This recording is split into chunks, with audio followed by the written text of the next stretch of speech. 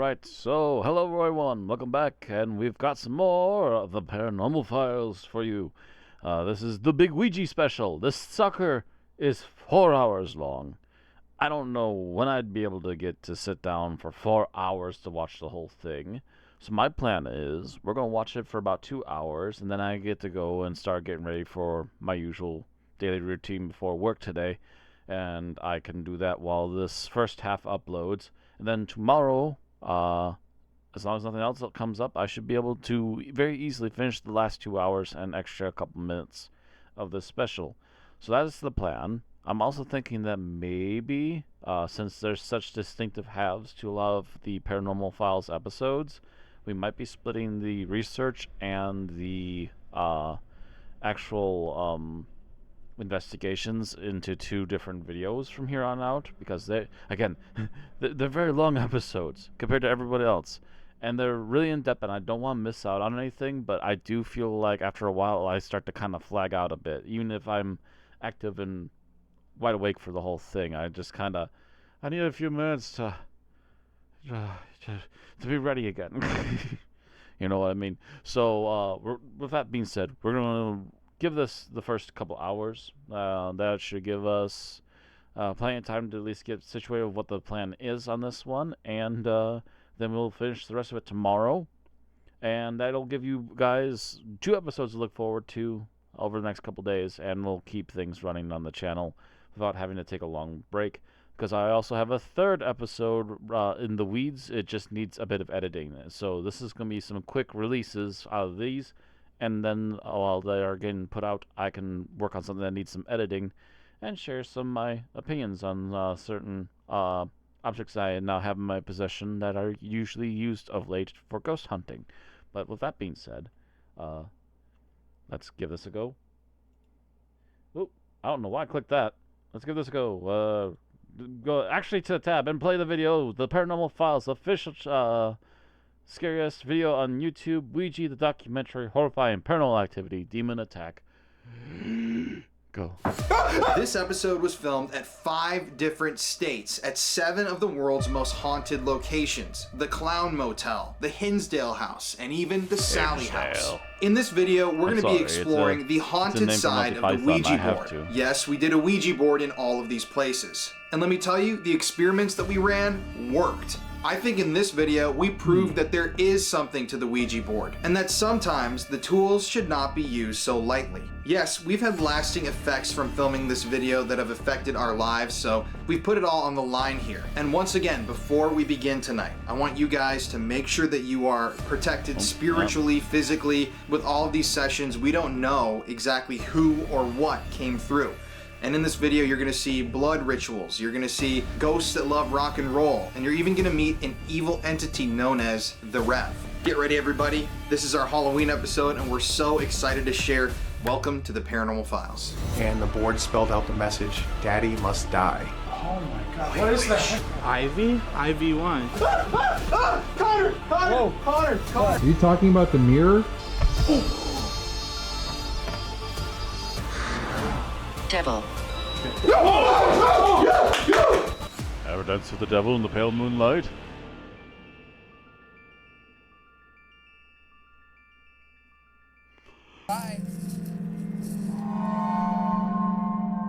In this documentary, you're going to see a lot of very strange things.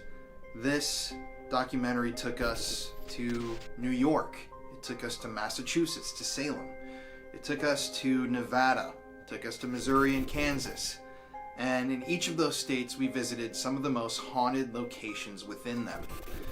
And the common thread here is that we used a Ouija board at every place. Now, we tried a multitude of different experiments while filming this video. We did Estes methods. We used Spirit Talker and different apps and devices. We used REM pods, even summoning candles. And let me tell you, I think we've proved that Ouija boards work. Now, as a disclaimer for everybody who's watching this, I know for a fact there are some people that are going to say this. People are going to say they were moving the planchette themselves. Obviously, these guys are lying. There is an element of that when you do a Ouija board. Whether it's you subconsciously moving the planchette, or it's some spirit whispering in your ear, getting into your mind, kind of guiding your hands. There is going to be that sort of a movement. But we did this video authentically because we were curious to see if they work. So, starting this Ouija documentary, I was a little hesitant at first just because Ouija boards don't have the best history per se. A lot of people have stories of doing Ouija boards and getting demonic possessions. But also, growing up in a church environment, and my parents always telling me to stay away from that, and all the horror stories that follow the Ouija. It's kind of unsettling, but as you guys know, me and Colin are quite curious fellas. Curious risk takers, indeed. Yes. Of course, what are we going to do? We're going to do all these different Ouija sessions in all of the most haunted places of America because we are idiots. That's true, man. Back when I was in high school, I actually had a life-changing Ouija board experience. I was in my house in Sioux Falls, South Dakota, and I was doing a Ouija board with my friends, and it started spelling out these weird words and phrases. And we looked one up, and I can't remember the exact word nowadays, but it translated to warrior in Lakota Sioux. And I'm from Sioux Falls. The Lakota Sioux were in that area where my house was built. I lived in a haunted house. That's a whole different story. But I decided that was a little too freaky and real because my friends and I were just doing it to have fun, so we ended the session. Later that night, I was sitting in my bed with a lamp by my side, and the lamp turned off. Middle of the night. I thought the bulb had just blown out, but I went and looked at the actual power cord, and it had been yanked out of the socket. Like, it was probably this far from the outlet. And I don't know how a cord can be, I don't know how it can fall out of the outlet and fall that far away from it, but that was my first real experience where I was like, damn, there's something to this. And that's what led us to do this documentary, because there is something to it. And we wanted to see what we could do to prove to people online that this is real. There's also the story of the second video that I ever filmed for this channel. A lot of you will know that story of the lost episode of the Paranormal Files. It's completely gone forever. In that episode, back in 2015, I stayed with a family who lived on a farm in South Dakota for about a week straight. They had contacted a psychic who I worked with. She had visited the property, felt like it was too violent, too dangerous for her to be there, so she sent me out there. And this family had been playing with the Ouija board repeatedly. And the daughter of the family told us on camera that her own dad's eyes would turn black. He would start pouring blood out of his nose when he was doing the Ouija board. She felt like they had contacted something evil that they determined might have been Zozo, the Ouija board demon. So when we were there, we did a Ouija board session. One of the creepiest moments of my life, we did the Ouija board in their garage, and all of a sudden, all three of their German shepherds start looking the same direction to the black outside of the garage and start growling. And the dad who's on the Ouija board says, "That's him, he's coming right now." The dogs start barking. Woo, woo, woo. This was all on camera. And we're all like, am I about to see a demon right now coming out of the darkness? But as soon as that kind of grew to a boiling point, we heard the front door to their house open and slam shut, and the dogs took off running to the door. So we figured that was us calling that thing in. But yeah, we ended that video by actually burning the family's Ouija board, which was, I don't know if it did good or bad, but I've had my experience with, the board and how weird it is. But we're going to start off this documentary by taking you guys to the world's only Ouija board museum, so we can get a little bit of history about the board and learn a little bit more about the superstition behind it. At least the board can no longer do any more harm, but it could leave the spirits attached to them if they I'm the are owner too of the Salem open for the Witchboard Museum in attachment, I Salem, suppose. the world's only Ouija board museum. And you're here today. I'm going to show you a couple highlights from the collection. In the first case here, we have the oldest Ouija board. That's from 1890. And it was before it was called Ouija, it was called the Witch board. So these boards, they really start during the time of the Civil War here in America, where everyone's been affected by death. And so they're kind of evolving over people making claims. They're communicating with spirits who knock responses back to them. So rather than just asking a yes and no question for a spirit to answer one or two knocks, they count those knocks to figure out what letter of the alphabet that they're on. And those conversations obviously took forever. So they sped it up and they introduced an alphabet board where they would point to the alphabet, they'd wait for a knock. Eventually someone took something called an automatic writing planchette. So this one here in the first case with a pencil at the front and wheels at the back. And the way that device worked was a medium channeled a spirit through themselves, and they would write or draw on a piece of paper, whatever came through. Well, that's part of the spiritualist movement in Europe. In 1853, it comes to America and crosses paths with the alphabet board here. So that's really how we get one of these boards. There's no inventor, 2 devices that cross paths. And so they're all homemade until about 1890, and that's when a guy named Charles Kennard in Baltimore produces the oldest one in the case, which is from 1890, and he called it a witch board until a few months later, a woman named Helen Peters, she's behind me here, she asked the board what it wanted to be called, and the board spelled back Ouija. She asked, what does it mean? And the board spelled back good luck. So the board named itself. Ouija became the first mass-produced board, and it's a brand like Kleenex to tissues. Ouija's the talking boards. I've actually been to that 7-Eleven. Oh, nice. I put that in, yeah. Nice. You did? Yeah. Oh, that's I awesome. put the headstone in for Elijah. Yeah. I'm part of the group, not me personally. I'm part of the Talking Board Historical Society. We're the ones that raised the money for that. Yeah. And 8 years ago, we put the plaque in there. Oh, yeah. That came about... do you want me to tell that story? Sure. It's interesting. I got footage from the All right. 7-Eleven.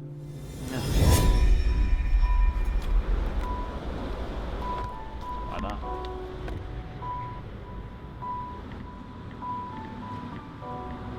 It was here in 1890 at 529 North Charles Street here in Baltimore where Elijah Bond, the original patent boy's owner been on of the camera Ouija most of board, his life. supposedly got the inspiration for the name Ouija.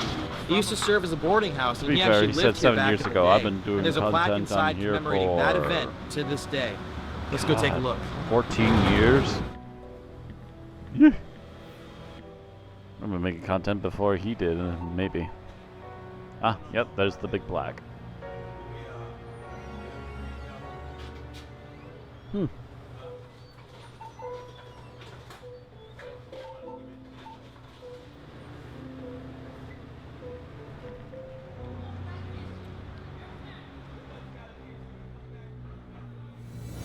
So we just happened to mention Ouija 7-Eleven, which is a place down in Baltimore. In 1890, when Helen Peters had asked the board what it wanted to be called, back then was a rooming house, and today it's condominiums with a 7-Eleven on the first floor. About 8 years ago, I'm part of a group called the Talking Board Historical Society. We research, preserve, celebrate the history of these boards. We worked with the mayor's office, and we reached out to the Condo Association to put a plaque on the outside of that building. And the Condo Association said, absolutely not. We don't want a bunch of weirdos coming around our building and taking photographs of it. Which we laughed, Baltimore, it's all weirdos. I mean that in the best way possible. But the guy that owned the 7-Eleven was on the Condo Association, and in the meeting he pulled us Frickin' aside. He Baltimore. said, you know what? I don't like my neighbors. If you want to put a plaque in my store, I'm okay with that. So right downtown Baltimore, North Charles Street, you can walk into a 7-Eleven, turn to the right, and you'll see a giant plaque. It tells you this is where the Ouija was named, who was there, how it happened, and not too far away, the Slurpee machine. Bingo. Yeah, I thought that was really A little interesting. history lesson, and you get your icy. We had to get permission from corporate. Really? Corporate had to sign off on it. He Delicious offered it, syrup. but corporate is the one we had to get permission from them. I'm glad they did. it. Yeah, that that unveiled because my friend Robert Murch, he's the world historian when it comes to Ouija, and being part of the TBHS and researching, a lot of places are not digitized. You'll still turn pages one at a time, books and magazines, and he stumbled upon these letters that were written to the Baltimore Sun newspaper back in 1919. And someone had just asked where the Ouija came from. Someone wrote into the editor, and luckily a lot of the original people involved with the company, they lived in Baltimore. Each one of them wrote back with their version. And so he sifted through stories of people not remembering anything correctly, trying to make themselves look more important than they were. Eventually a story developed. People were claimed to be present at a seance where a woman asked the board what it wanted to be called. None of those people mentioned her by name.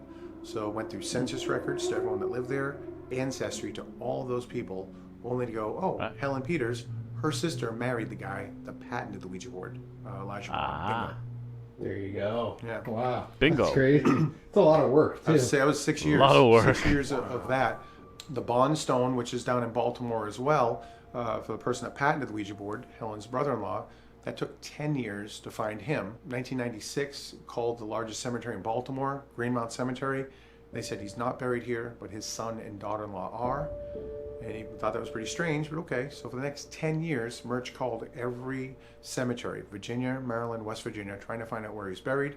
Till one day he went to that cemetery in person, Greenmount, and he got permission to go to their to their records room. He flipped through the index cards. They were all handwritten prior to 1928. He found the son and daughter-in-law's card with Elijah Bond's card stuck to the back of theirs. Wow. So he was in the first place we looked 10 years earlier. The cemetery said, well, we know roughly where he's buried. A stone was never put in for him. We have to go find him. So they got the groundskeepers with sounding rods. They went to the patch of earth where they think he was buried. They started having the rods driven in the ground until eventually one of them hit the coffin and shook. And that's where we knew where he's buried. Wow. That's crazy. That's just insane. Think about the first place, too. First place, so that was 10 years. Now we got a little history on the board. What are some of your favorite pieces in here? All right, well, I'll talk about Helen's christening dress because I think that's a cool story. So behind me is the christening dress belonging to Helen Peters, the woman who named the board and actually proved it worked at the patent office. Now, she gets written out of history for 100 years, and Murch uncovered that story roughly about 10 years ago. We found out that her and her husband had died very poor, and they were buried in a friend's family plot in Denver, Colorado. We knew where she was buried, but their names, they weren't added to the stone. The Talking Board Historical Society about 4 years ago raised money and put a new stone in for her and her husband. And the cemetery right away added her to the Prominent Women of Denver tours, the October Ghost tours. So it really helped to get her story out there. Behind me is her christening dress. It's from 1851, and her name is written just past the waist. And it's pretty amazing that it exists in that condition after all this time. What's crazy is really how we got that item. She died poor, buried in a friend's family plot. We went to this other family, the Hewitt family, to give permission for the stone. They had some of their grandfather's belongings. All right, no big deal. They had their grandfather's friend's belongings. So they had a box labeled Nosworthy. It had her christening dress in it and a portrait that we have here of Helen when she's roughly about 14 years old. So these things were being hoarded by a family who were not related to her whatsoever. Wow. That's crazy. Yeah. That's very cool. Not directly related, yes. Just out of circumstance, too. So that's Just a good luck and item, circumstance, and, yeah. I can tell you about the printing plate at the top up here. So one of the other objects that I'm pretty fond of to have in the museum is an original 1967 printing plate by Parker Brothers. Their factory was here in Salem, so the Ouija board was made. Parker Brothers was a gaming company here in Salem, turn of the century. They bought the Ouija brand in 1966. They paid $1 million for it, and that was the most ever paid for a game at that point.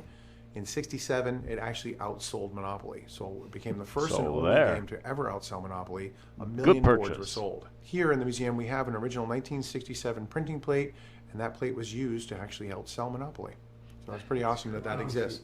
Stencil. That's an 1897 stencil, and what's interesting about that is one of the other items that I really love having in the museum is an original 1897 stencil, and this came directly from Isaac Fold's family. So what happened, 1892, William Fold and his brother Isaac they bought the Ouija brand, took it over for a couple of years, and they had a huge falling out.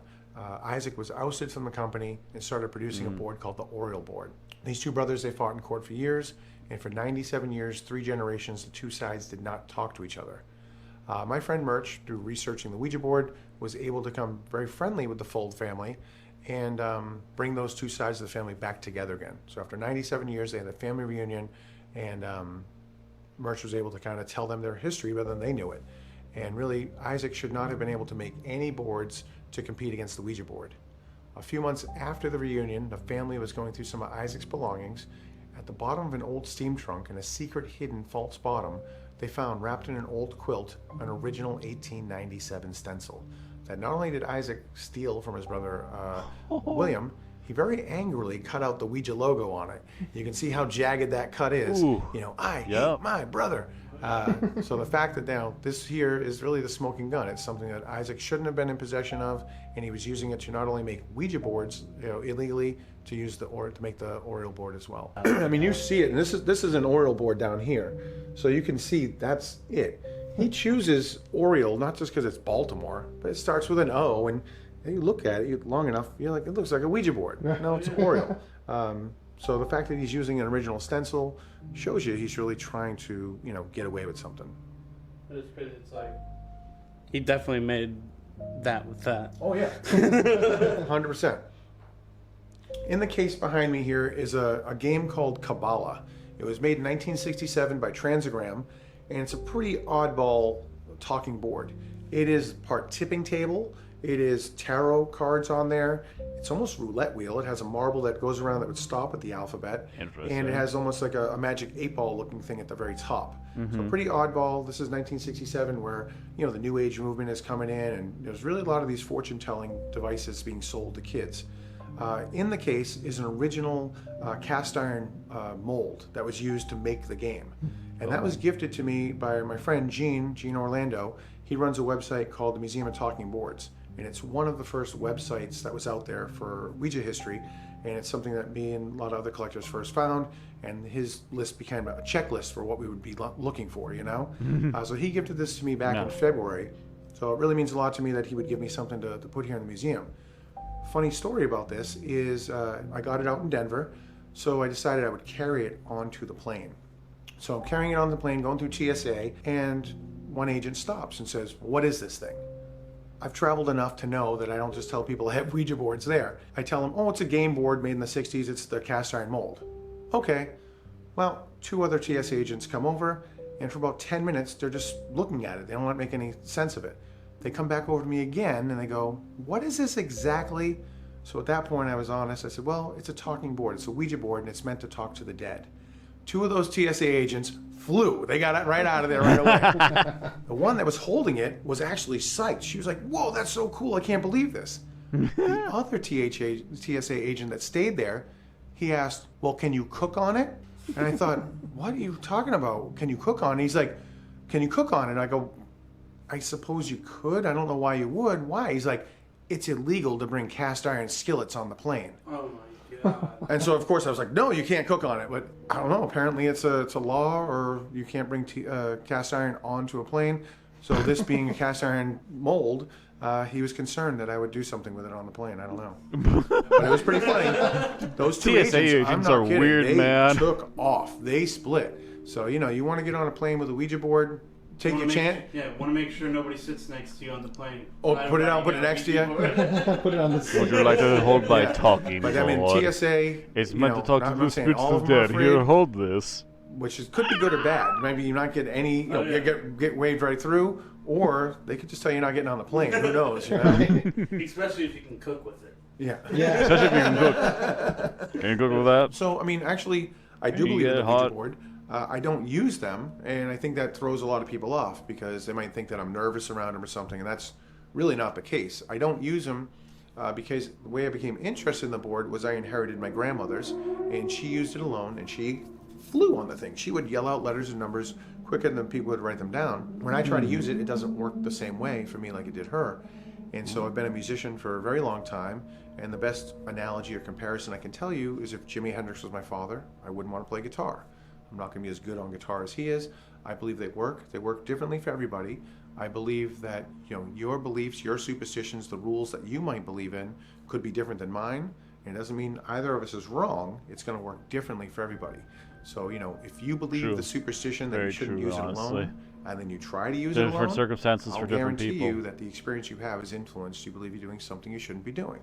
And so I am so nervous about the Ouija board not working for me that I'll actually influence it into not working for me. Have you ever had any interesting, paranormal experiences with the Ouija board? I have not, myself, it has not worked very well, like I said.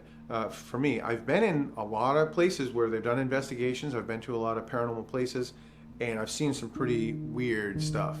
Last year, I was at Sage Paracon with my friend Karen Dahlman. We were there for the Talking Board Historical Society, and they did an investigation night where roughly 5 or 6 teams went to different rooms, used different ghost hunting techniques, EVP in one thing, scrying in the other, and we had the Ouija room. And at the end of the night, we'd break off into 5 groups of 2 people, and at the end of the session, we'd kind of go over the results. And people were getting answers to questions that were being asked on the other side of the room. So they couldn't hear each other, but they'd get an answer way over there, and as they're reading it. So kind of weird stories like that. And as the night progressed, whatever people you thought they might be talking with in one room kind of followed them to every room. And so pretty interesting when you get to the last session of the night and the people that have done 4 of the rooms, they come to that room and they've now talking, or people that started in the Ouija room that now have been going to a different room and still continuing the conversations different ways. Wow. Yeah. Yeah. That was pretty cool for me to see because, you know, I'm just not used to that. I'm not used to, you know, people, of course, people using a Ouija board at a haunted location or something like that, but to use it in a way that, like, you really couldn't explain. I mean, there were people on the other side of the room that, like, wait a minute, I asked this question, that sounds like you got the answer to that. Yeah. And it wasn't just once or twice, you'd be like, okay, it's coincidence. It happened enough where you're like, wow, it's very possible. Because sometimes when people are using the Ouija board, you know, they're going a little too fast. It's a very slow thing, you know what I mean? Not just the conversation is slow, spelling out all the words, but sometimes you may be looking like you're getting gibberish, or it's not giving a clear answer between the letters. And so you really have to make sure that you are saying, hey, are you talking about the R or the S? Which letter are you going to? And ask slow enough that it's going to respond to that. If you start asking questions over another question, you don't know what really they're even answering to, you know? So to get answers that, you know, people claimed were in other parts of the room, pretty awesome. Are there any boards or artifacts in here that you feel like might have an energy attached to them? A year ago, I went to Michigan Paracon, which is really one of the world's largest paranormal conventions. And John Zaffis was speaking. John, of course, has a TV show called The Haunted Collector, where he takes items that are considered cursed, evil, negative, or haunted. He takes those items, puts it into his collection. And I listened, someone asked him, you know, well, how are you able to do that and nothing happens to you? His answer was, I don't feed it negativity, I only show it love. And that was an epiphany for me. I don't view these boards as evil or negative. I love them. So if there's a reason why nothing happens for me, maybe that's it. I'm not feeding it that negativity. Now, even though nothing has happened for me, I have seen things happen to other people here. There are donated boards in the museum that you would not suspect were donated. They're fairly new looking. They don't look as cool as some of the old wooden ones. But people walk directly to that board and they'll say, I feel something here. And I'd be like, you didn't feel it at the first case, which has the old stuff? So some people are drawn to that board. Some people, when they have cameras with film, they go home, develop the film. Every picture in the museum is totally fine, but 4 times in the last 3 years, the picture of that board comes back like someone has been shaking it. It's all blurry. So I've seen that kind of stuff. I see people's reactions. People almost get dizzy and fall over. They walk around with their head tilted back. They feel pressure on their head or their chest being in a room full of Ouija boards.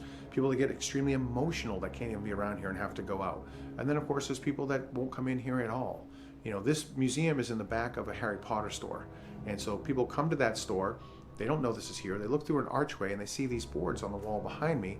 And they'll be like, Ouija boards. They'll grab the kids and run out of here. So you see a lot of different reactions that people have to the boards. Oh, yeah. That's crazy. I mean, I feel like, run into that all the time online. When we even bring up a Ouija board, Sure. people immediately say we're like the dumbest people ever. Like, I would never touch one of those things. Yeah. I personally don't feel like they're scary at all. Yeah. But it's just It's interesting. what you put into where do you it. think that stigma came from? Like, was it The Exorcist or like? I think a lot of it is probably The Exorcist. I would argue that the superstition that people have about using it alone comes from that movie, because prior to the movie, during a war, these were very popular, and sadly, women would use them alone to speak to a deceased husband, you know, father or brother. That movie explaining how Linda Blair's character Reagan became possessed, using it alone, really, you know, scared people. People ran out of the theater. They got sick in the theater. But Ouija sales actually went up after that. Ouija And went so through the after roof. that movie, it really became like a dare game or a sleepover party game. And so I think a lot of it has to do with maybe not The Exorcist specifically, but the Satanic Panic that's not too long afterwards. Of course, Right. today there's well over 500 horror movies that all have the Ouija board in it. And so I think a lot of that has some influenced people, whether they know it or not. You know what I mean? There was a movie recently called Ouija 2, Origin of Evil. There's a scene in the film where the girl takes the planchette, looks through the eye, sees who she's been talking with on the Ouija board. They called it the eye to the other side. Interesting enough, I have the actual prop in the museum with the original planchette, and people will come in here and insist that's always been part of using the board. And I'll be like, no, that came from the movie. I didn't see the movie. Well, you didn't see the movie, someone you know saw it. So it's very likely to kind of become an urban legend over the next 20 years that people will believe about the Ouija board, just like using it alone really comes from The Exorcist. Interesting. That's crazy. Yeah, I've never thought of looking through it, but Yeah. Yeah. Yeah, I mean, Yes. Coraline, they did it in that as well. But those are the two most popular places I've seen Interesting. it. You know, as far as the historian side of it, we really don't see any of those stories prior to those, Wow. you know? So I'm not saying nobody ever did it at one time. I just have not come across that story of anyone claiming to have done it and before. you'd think that someone like you would have come across that Yeah, story. my friend Robert Murch, I'm sure by now would have come across that with all of his research that he's done. But we haven't yet, you know. And if it did, it might have been one person claiming it. But as far as a lot of people claiming it, today the instructions with the board are more like the rules or superstitions a lot of people believe. Don't use it alone, don't use it in a graveyard, always say goodbye, those kind of things. The rules, what's funny to me is, you know, a lot of people know that these are spirit communication tools. They're popular during a war. But when there's not a war going on, very few people think or talk about how they got marketed. And they actually got marketed as dating tools. So by 1920, you know, you'll see magazine covers and newspapers. It's on quite a bit of the covers to them. There was love songs written about the Ouija board, about a dozen or so. The lyrics asking the Ouija to help find them love. Well, in 1920, the rules on the board were best played between a man and a woman, best played with the board on your lap, so your knees touched, you were in a dim lit room, you were unchaperoned. And so when you look at some of the pictures here, the famous Norman Rockwell picture most people think of, with a couple using the board, look closely at that and tell me where that guy's eyes are focused, because he's not focused on the Ouija board, he's kind of staring at her chest. And it gives you an idea of how maybe it was why it was popular in the 20s when there wasn't a war going on at that point. That's so interesting. Yeah. Like, Ouija romance. So out of all the boards, do you have like 2 or 3 that are your favorite? Yeah, I mean, it's like Sophie's Choice, let's be honest. Yeah, you know? right. My favorite, it's in this room. I don't know if you want to film me looking at it or whatever. It's my grandmother's board. It's above the blue circle, so that's her portrait up there. But that's the one I would talk about. It's above me. So my favorite board in the museum is going to be my grandmother's board. That's the board that I inherited in the late 90s. And as a kid, you know, my grandmother, she would use the board alone, and she flew. She would yell out letters and numbers quicker than people could write them down. I was never allowed to be in the room when she used it. I would spy on her from a top stair through the window. But I inherited that board in the late 90s. I went online to learn more about it. And that is really what sparked my fascination with these. Is I thought they all looked like the classic Parker Brothers kind of William Fold board. And I was surprised to find out that there was so many different variations and styles of these. And so that's really what made me start collecting them. And 6 years into collecting, I met Murch and a few other collectors. We formed the group, the Talking Board Historical Society.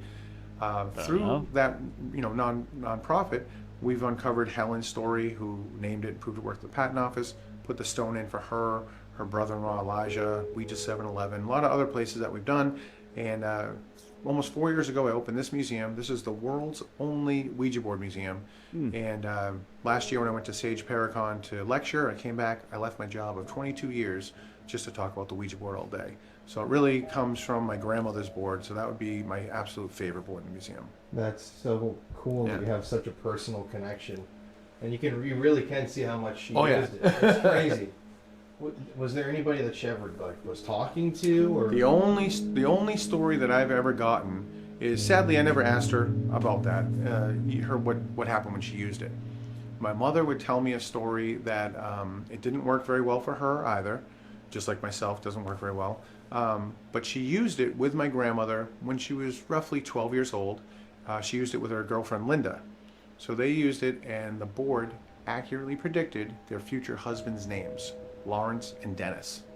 My mother, it was her second husband, Larry Lawrence. But Linda, you're talking a good solid 10 years before she would have married her husband Dennis. So that's one of the few conversations I know. And I like that, you know, when people talk about the Ouija board, plenty of people don't believe in an afterlife. They don't believe in ghosts.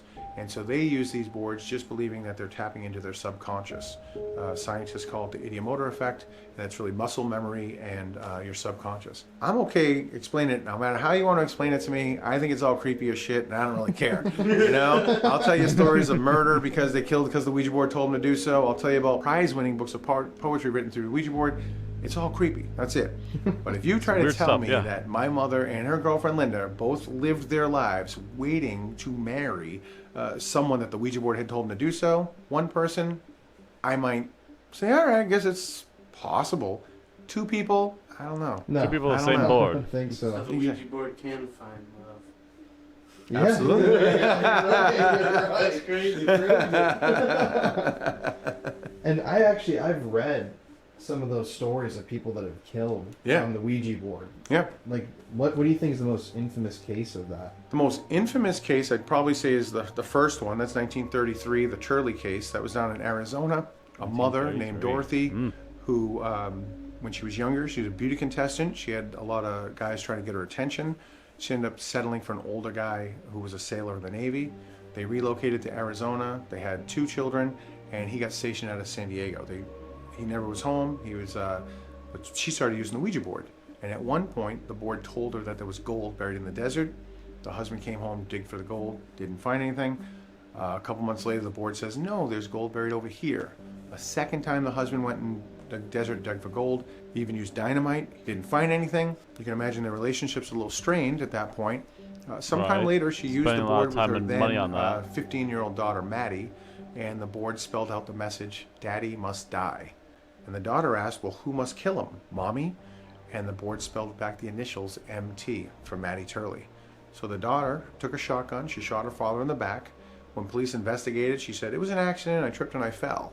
And the police knew that the projectile of the bullet was up high, not down low. So as they investigated further, found out she'd been using the Ouija board with the mother, and the girl confessed.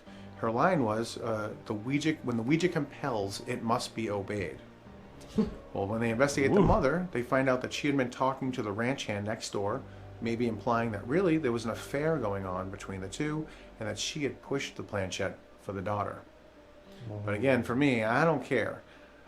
That daughter killed her father because she believed the Ouija board told her to do so. Yeah. The daughter gets juvenile detention, gets out when I think she's 18, changes her name, we lose track of her. The mother gets tried, and I believe she only gets about 6 years in jail. Wow. So I think that's one of the more notorious Wow. Ouija murder stories. That's the first.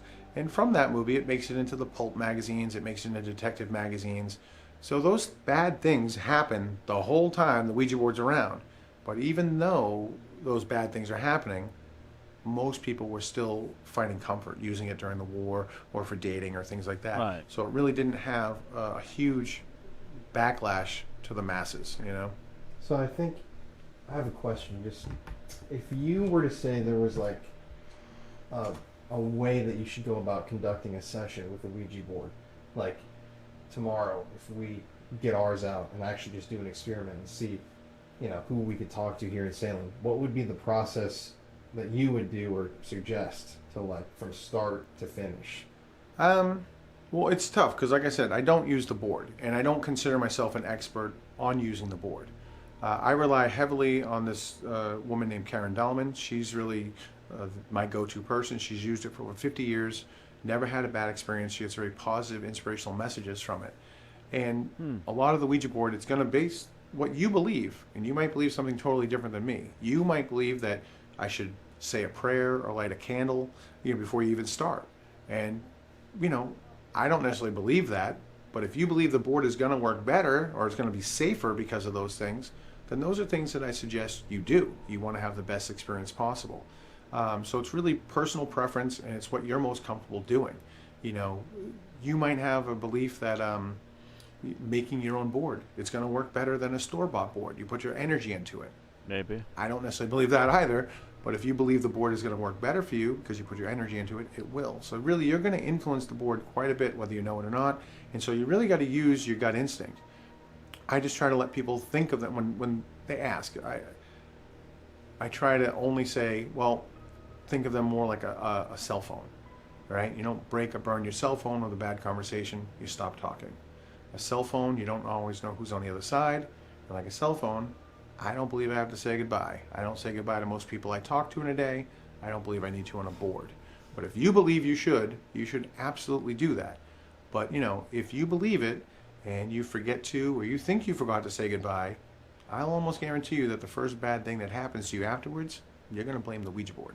Definitely. Right. Yeah. I guess last question I would have, is there any item in here that's like got a almost freaky or dark history, or one item specifically that's kind of scary?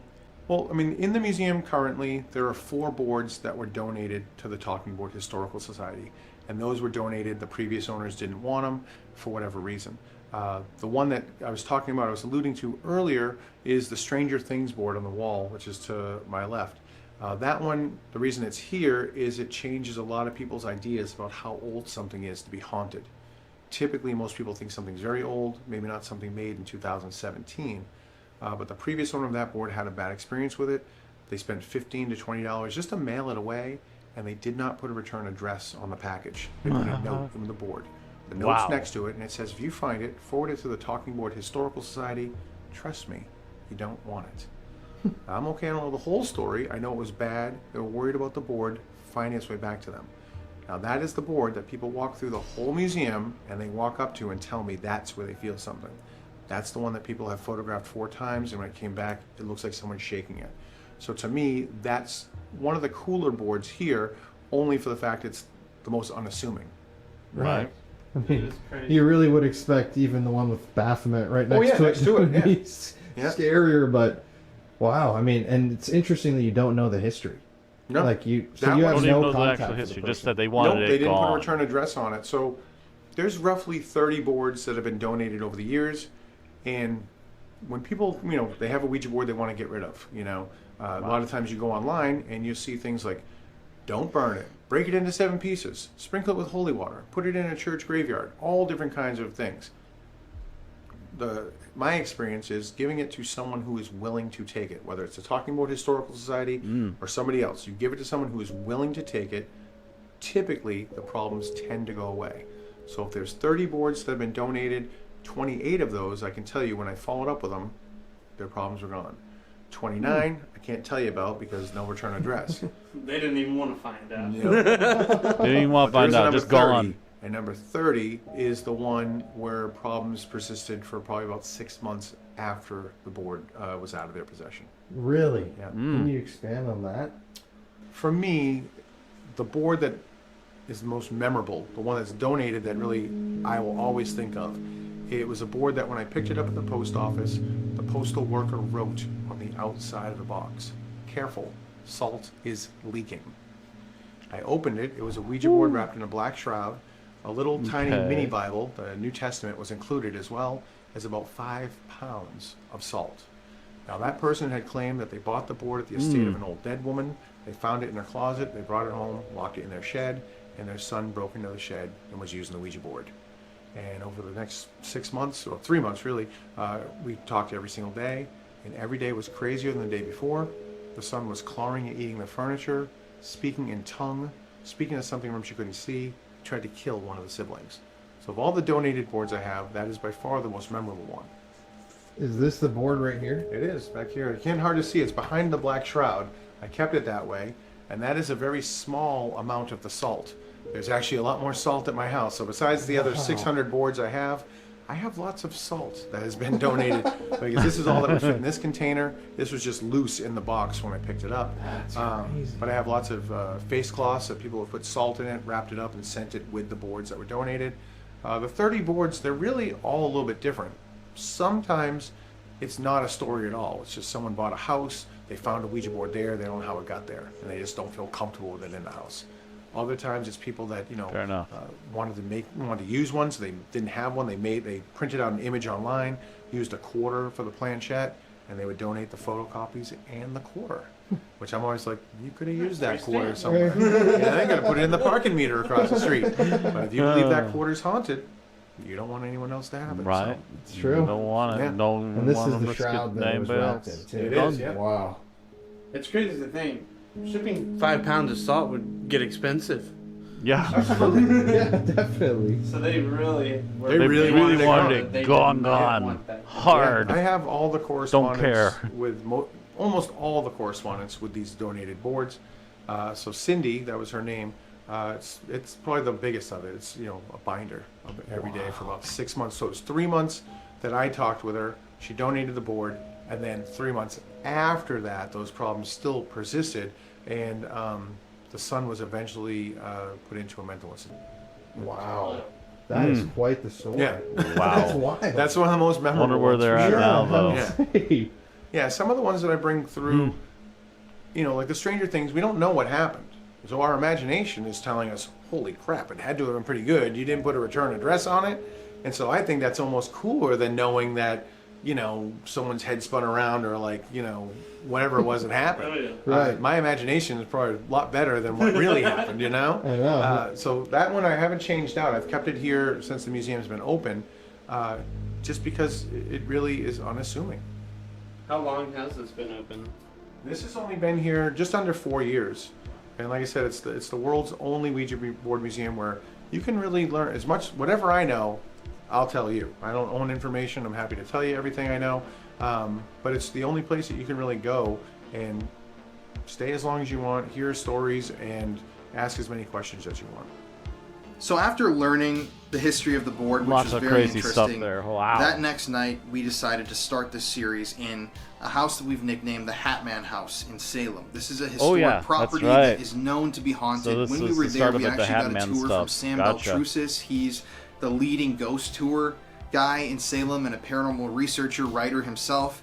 There's a lot of history behind this house, but the night before, Josh, exploring with Josh, our friend, had been attacked by something while we were filming, and he felt like he was getting strangled. His eyes were tearing up, so there wasn't very good energy down there. But Connor and I decided might as well start our series right here in the basement where we had contacted the Hat Man the night before. So let's cut to that first session now. So we're gonna start this first session. We got all of our cameras on tripods so that we can actually use both hands on the Ouija board properly. And this one, last night, like I said, we were trying to contact the Hat Man. Here's part of our ritual last night. You can still see it's on the reverse side of the board. So I'm thinking maybe that's the entity that could come through, or one of the spirits in the house, the child or the woman. Now I'm gonna actually do an Estes method and blindfold myself while we do this and just read out what I'm hearing. We're calling out to whoever's here. We would love. What the It's a REM pod. So already going off, man. What? Yeah. What the is that? Okay.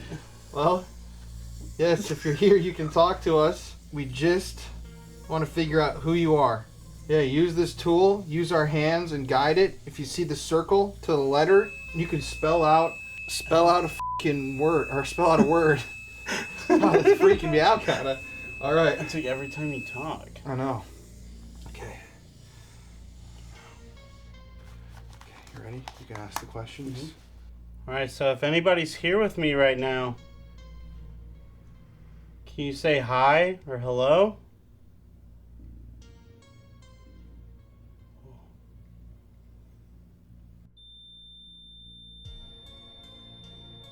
One of the other devices is going. We were talking to last night. I do feel an actual tug going this way to the right. It is moving.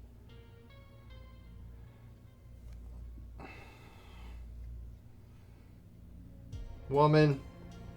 Yes. This is the woman we were speaking to last night. What's your name?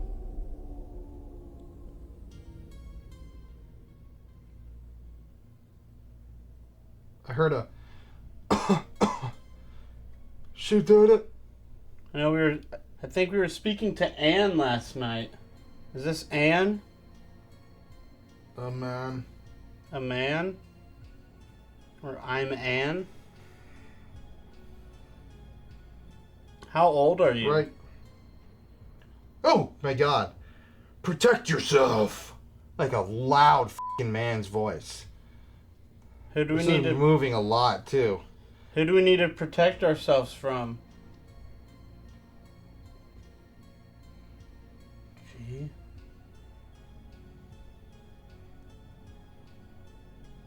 This is moving a lot. I know.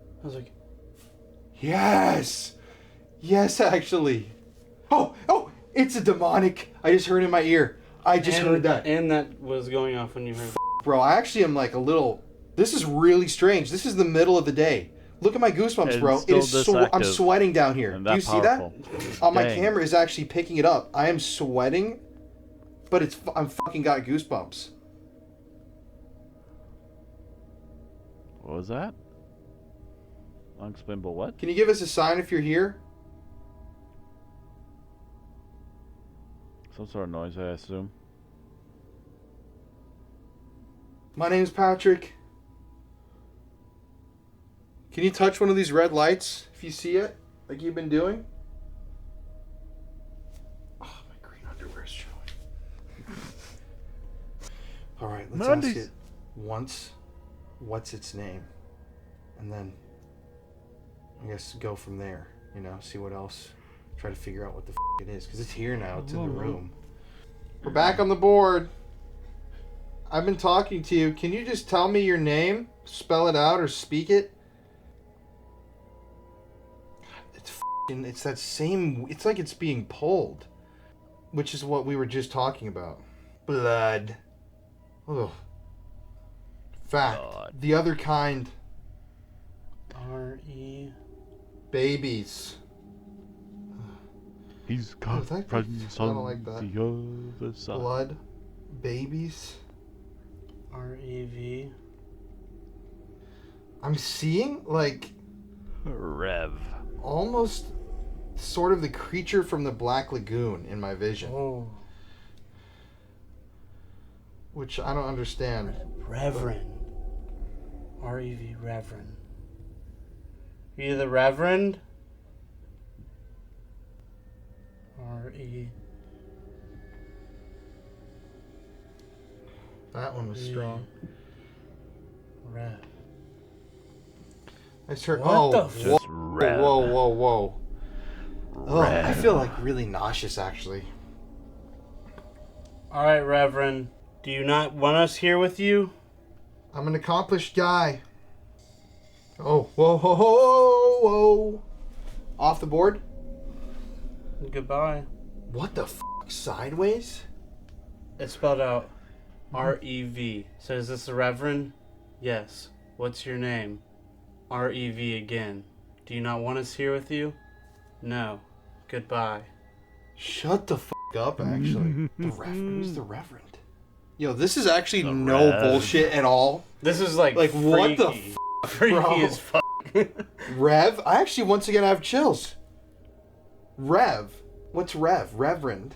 Yes. R-E-V. Revenge. Also is another R-E-V word. But It's me. It's me. Oh. It's like don't talk. And it was saying God and hell Yeah. earlier. Mm-hmm. Get out. Get out. Like a male voice. Yo, what the fuck? Alright, you want Middle of the day. to close the board? Yeah. Okay, thank you for speaking to us. We're going to say goodbye now. Have a good rest of your day. I don't know what to say. And don't follow us. Don't follow us, Reverend. And please don't be angry to anybody else who comes to visit you. And goodbye. Wow. Close it. Wow. Wow, man. That was one of the more crazy Ouija board sessions I've ever Yeah, done. really, really strange. God, hell, now. Rev, could be Reverend, Revenge. Anybody else online who has Just an REV, But it doesn't want to talk to us. but it doesn't want to talk to us for some reason. Why? Well, we got to drive 7.5 hours today to the Hinsdale house, which is going to be our next Ouija board. Fuck that. Fuck that, dude. We got to do it alone in there at night. After the fake exorcism. Fuck that. I think this is going to be a really interesting series to see what we get Yeah, every night. every night for the Okay. next week. That's a lot of Ouija boards. If someone's going to be cursed, it's us. No doubt about it. And I got to If I decide to actually edit this down a it's bit, your prophecy, man. You totally kind of have adding to fulfill it. my scale clip. So, Hatman House was scary. We do think we were talking to what might have been the Hatman. and we got in contact with another guy named Rev, and it was spelling out God and stuff like that. Really like against religion phrases and words, which was pretty spooky. But the next place what we were going to, I knew it was going to be even scarier. The Hinsdale house.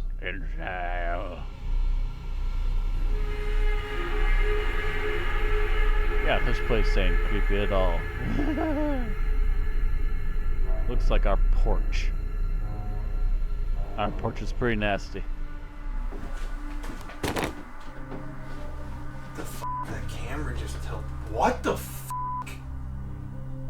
That was recording. That just tilted by itself. Yo, check that. Just get the REM pod. Be more interesting than tilt down, it tilted to the side.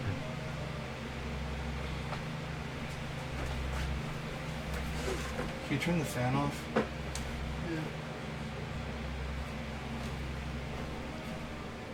What the f***? That camera just tilted. What the f***?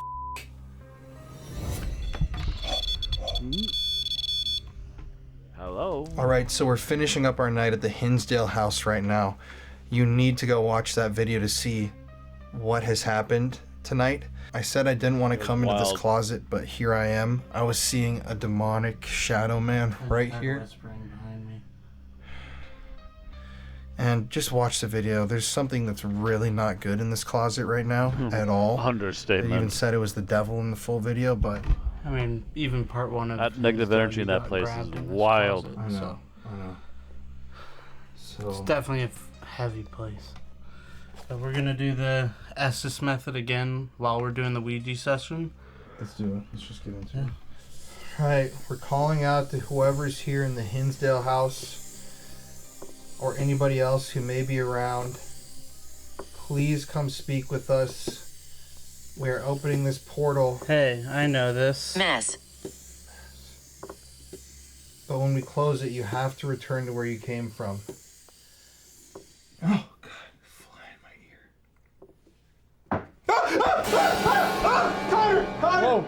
Connor! Something just banged on the wall right next to me. Yo. That was I loud don't as know if I want heck. to do this. Bro, something literally just banged on the wall right next Bam! to me. Me, dude. This. You wanted to do this, my dude. God damn it, bro. Oh my God, it's cold cool. in here, dude. I heard you just bang on the wall. I'm not gonna let you intimidate us.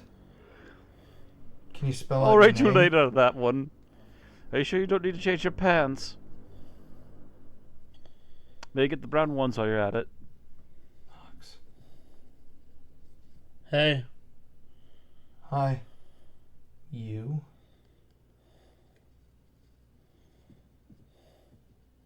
Knox. Hearing them, yeah. That's teehee. if they're the ones in there. It's like a little girl. Teehee. UT? Oh my God, shut the f up. Devil. Shut the f up. Shut the f up. Devil? Okay, so you're the devil? Oh my God, man. This night has been so f up. It's the dark energy, yes. I feel And of course, it wants to Different. scare you by calling Are itself a name. different.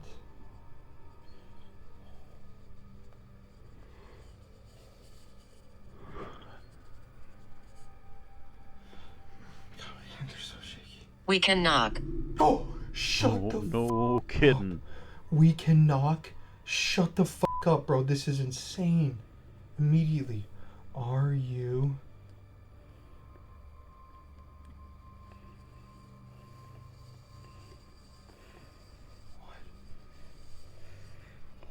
Jesus.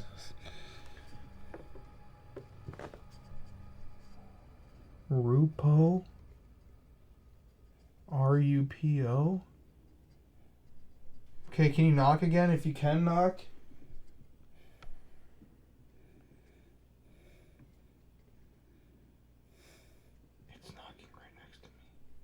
Thanks. I'm gonna put you in the middle again. Dude, there's somebody walking around.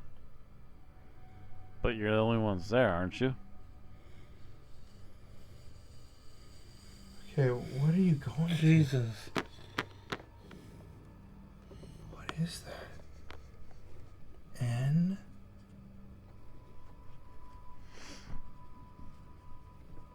Oh, no. P?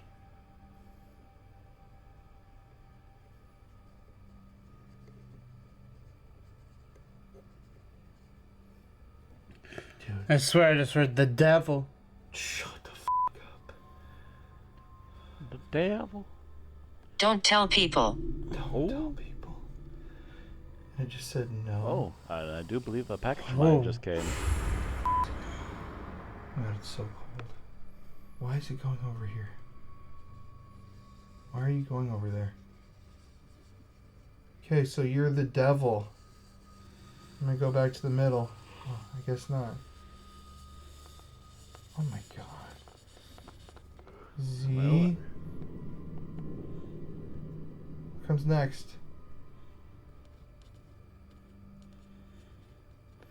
I swear to God, guys, I am not f***ing with this planchette. Connor is blindfolded. Okay, keep going. Z. Yeah, I'm feeling like I'm gonna throw up again.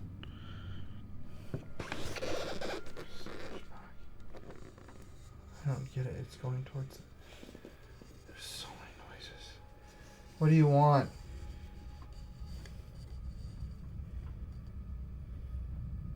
Z-I? Or Z-U?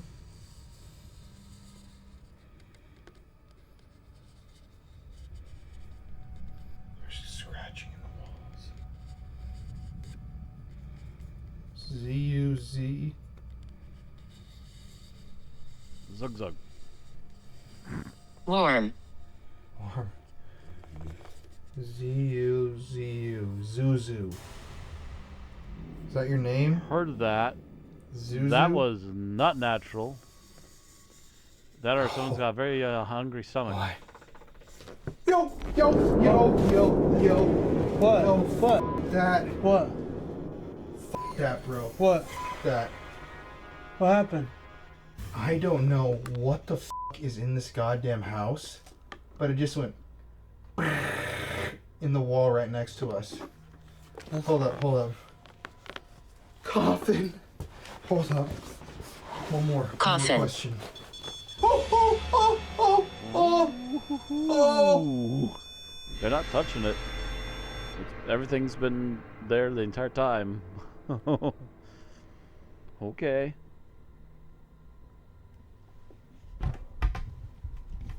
And this battery's about to die. I feel so sick. What the fuck? One more bucket. Okay, One more and we're out of here. before we go. Okay, let's just end this right now. I'm too freaked right now. We've been filming for 6 hours. Okay, we're gonna say goodbye to you. Thank you for talking to us, but you're not allowed to follow us, alright? You have to stay in this house. Goodbye. Wow, dude. I'm ready to leave. I don't want to You be look in this ready to house leave, anymore. man. Yeah, you know, our first Ouija board was interesting. This is really scary. If you watch the episode at Hinsdale House, you'll understand why we're so afraid and how those answers made sense with what we were just investigating. Knox, REM pod. All kinds of lovely weird sounds. Let's get the f*** out of here, man. I'm done. Hinsdale was absolutely terrifying. You can see in the footage In a because short period of time we you were even did actually it. recording Yeah. intelligent poltergeist activity outside of the board, bangs, knocking, and we were already on edge. If you didn't see that full-length video, you should definitely watch it. We had summoned something inside of the house, trapped it with a salt circle, and throughout the night it kept saying demon, devil, and it made me think violent thoughts about murdering somebody. So I was being affected at the time of filming that. But yeah, it was spelling out words that we didn't understand. I didn't understand still while I was editing, but if you guys have any idea what that stuff meant, please let me know below. But from that point, we headed south in New York to another infamous house in the state, the Kreischer Mansion. Now, Sam and Colby recently visited this place. It is one of my favorite places to investigate now. A beautiful old Gothic mansion. Sam and Colby on actually Staten even found Island an extra where figure following one of the the group. old owners, Just, he what the hell? This supposedly place is walked wild. outside and took his own life with a pistol. Now, people think that that may be a murder, like he was killed by his wife or a lover of his wife. That's a mystery we aim to solve that night. There was also a mob hit right in the entrance of the mansion just a few years ago in the early 2000s when a man was brutally murdered, dismembered, and had his body burned in the basement of the home. So, yeah, there's a lot of history behind this place, and I'm going to cut right now to our Ouija board session there because this one gets intense. Just check this out.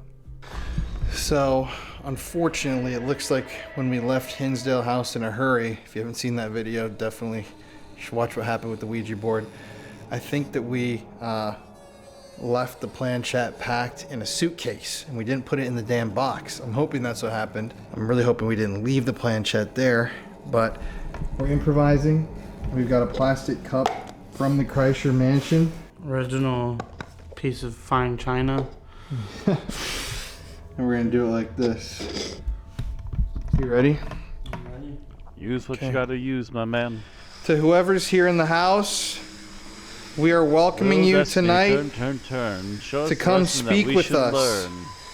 We are opening a portal and we are allowing you to come through, whoever you are, and we'd love to talk to you. So, if you hear our voices, follow them, and if you want to make any noises, you want to That touch cat ball's us, been going constantly. you want to scream, you want to throw something, you want to take our batteries, take our energy, you can do that. But first, come play this Ouija board with us. Is there somebody in the mansion with us right now? Plans. Right.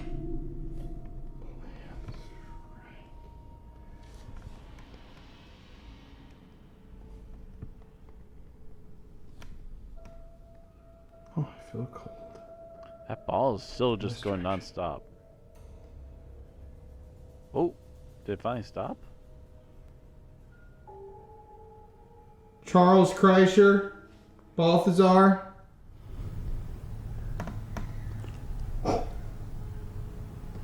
Could be a bird or a fox, but that's not entirely likely. Not that loud. Not that close.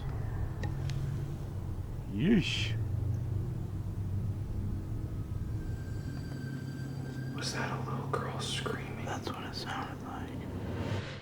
Charles Kreischer, Balthazar.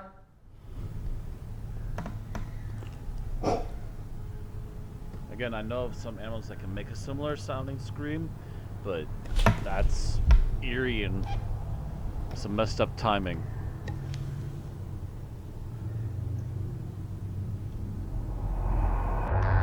Nobody's on this property.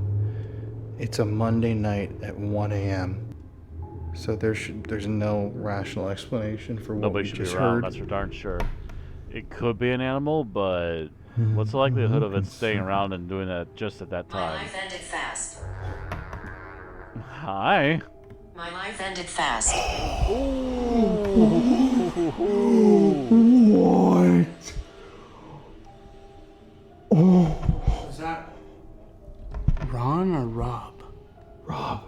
Rob, are you here with us right now? Happy Hat Ball's going again. Footstep. Yo, that is insane to get two spirit talkers the exact same thing at the exact same time. That proves that they're legit.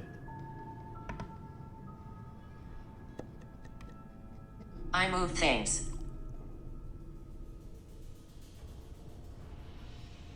Alright. Rob? I'm a good person.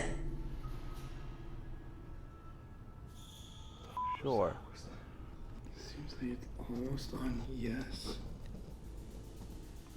I didn't even notice. I call that a yes. Yeah, me too. The eye is not as big as this on a planchette.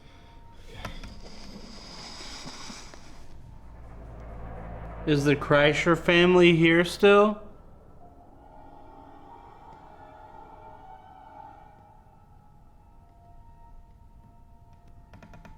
Dude, even with the lights on in here, this house is f***ing freaky. We haven't turned the lights off.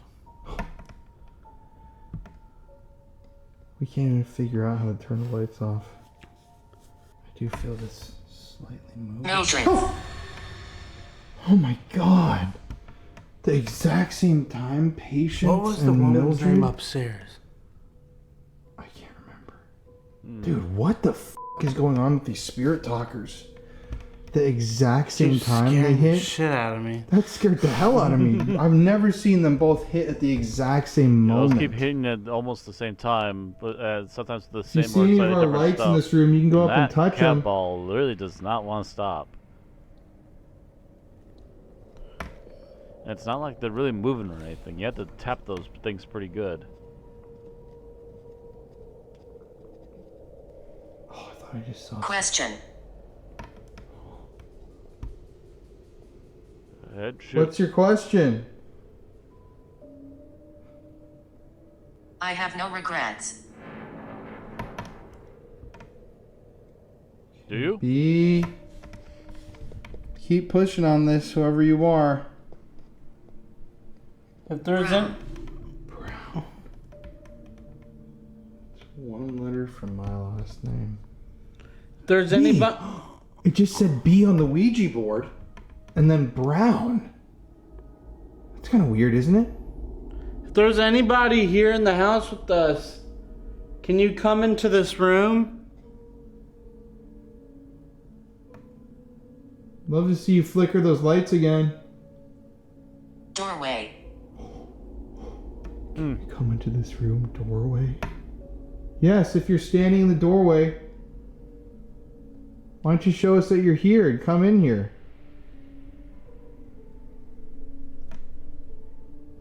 Or, you know what else? Share my message. You know what else is a doorway that he was saying? Remember in the interview he said they open doors in here. They open doors. So maybe they're not talking about this door.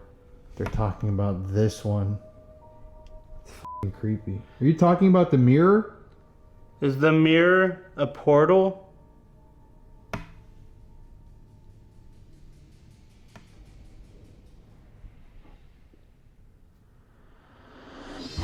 Walking. Oh. So I'm like walking, and now that thing's going crazy. Yo, actually, what the fuck, bro? Oh my god. What the? Yo, hair on end. What the fuck? Yo! Yo, what the fuck, dude? Ask it to come through. Board! Board! Oh, and my light died! My light died! Board! Board! Yo! Holy fuck, dude. Thank you. Can you come through the mirror? Step towards us. A bad spirit. Oh. Uh-oh. That's Oh. no good. Can you step away from the mirror? Did we just let a bad spirit into here? Did we just let a bad spirit into here through the board? It f***ing came through the portal?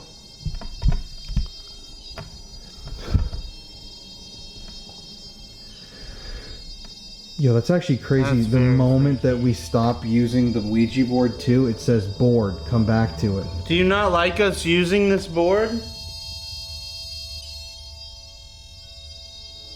I am really shocked by that.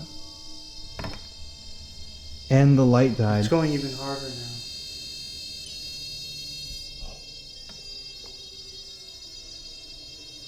Knocking. If you're standing by the mirror, the doorway, come on in so we can stop hearing that noise and we can come talk to you. Come over and play with the board with us, whoever we're talking to. Arthur. Arthur. There was an Alfred. Arthur. Arthur just came in. Arthur, is that you? We love talking. Remember he said he would like talk to spirits every night, do a seance in this room. Yes. Jeez. Like, it's varying intensities and everything. What on earth is it doing? What the hell? Or we love talking. Or we love. Almost. Like it's almost through. I was gonna say we love talking like whatever's in the house, whoever we just conjured. Maybe we fucking let like 5 people in.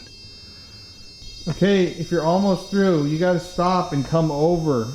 You gotta come away from the mirror. It's like standing right on top of it. Footsteps. Footsteps. In his grandfather's footsteps. What the fuck? Okay, step away from the mirror, please. I think that whatever just came through the mirror was so fucking strong of a signal that it just tripped the entire REM pod and it will not shut off now. And that does Can not you happen see very us? often with that REM pod. Where are you? I'm feeling so weird right now. How many spirits are here with us?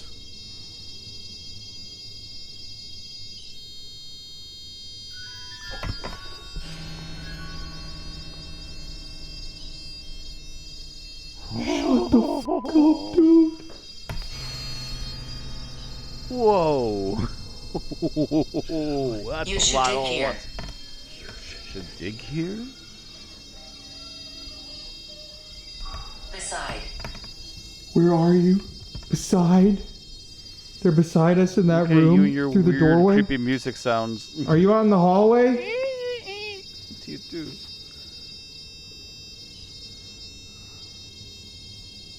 Three. Oh, I didn't even notice it was moving. 3. So there's 3 spirits here. Busy. Okay, I'm gonna turn this off. So at this point, Okay. Connor and I are gonna do. We're listening. This point, we're gonna. Dancing. Oh. Okay. Yo, do you actually feel the cold? There's somebody that came into the hallway.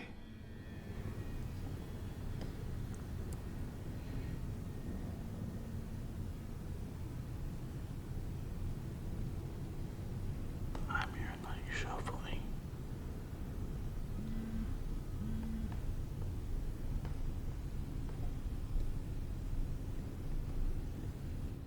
Where are you?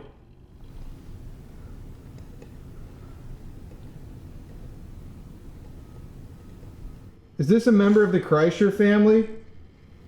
No,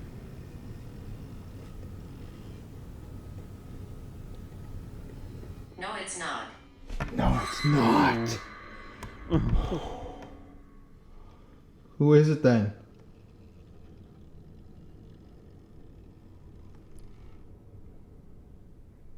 Avoid this area. Friendly. There's bad energy. Oh my god. And it's cold. It's cold right here. About that. It's cold right fucking here. Avoid this energy. Avoid this area. There's bad energy. And remember, a bad spirit here, like it came through.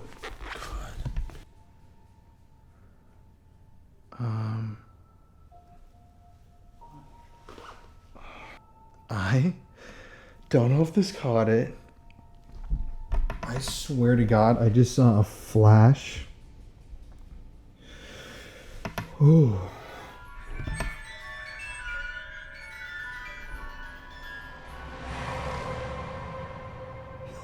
I don't know what I That's right where I was gonna point at, Connor. I saw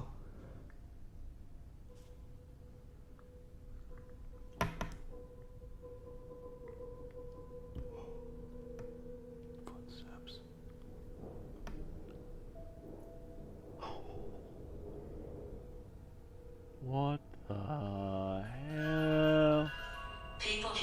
voice. Scary.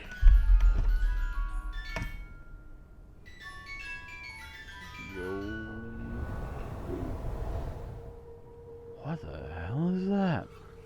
Like someone on the front porch or something. No one can get on the property, at least they shouldn't be able I was to. about to tell Connor, I think I just saw a shadow of a hand like this. I'm not even with you. Like that. Right there, in that little light area right there, and right when I was about to say that and I was pointing at it, the music box starts going off crazy. Also, people hear my voice. It's scary. Like, we've heard voices all night, dude. But Question. again. I guess it's perfect time for a Ouija board. So, Once again, we are calling out to you. Expose.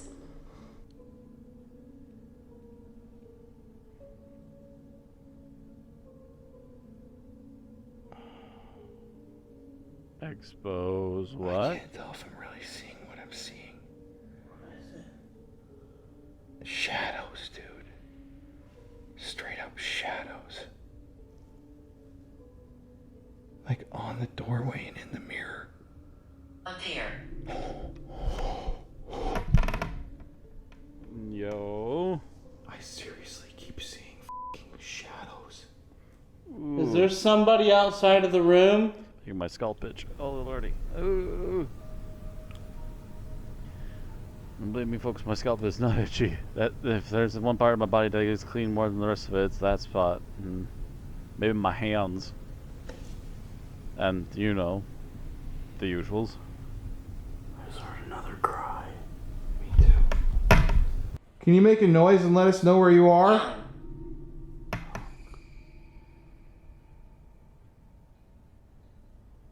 Or maybe turn off one of the lights. Knock on something. It can be like a little game. More energy. More energy. This house is f***ing alive, bro. I'm not even kidding. Give me like, almost like emotional. Like I keep getting this like overwhelming energy like coming over me that's like making... Outdoors. I was just about to say, every time there's like movement and shit out there, it's making me like super emotional where I'm like tearing up.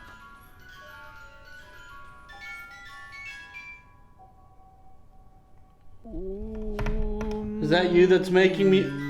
Brother. Is that you that's making me feel emotional? I know you're here with us right now. Guilty.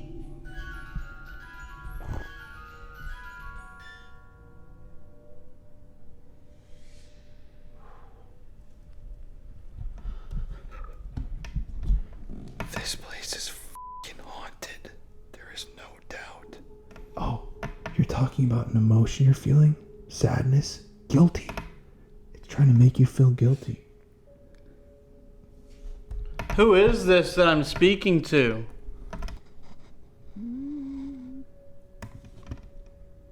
Some wild stuff in this session. You're not even focused on the board. Ooh, hello, Henry. Hello. Hello, Henry. Wait. Didn't he say a kid died here that had an H name?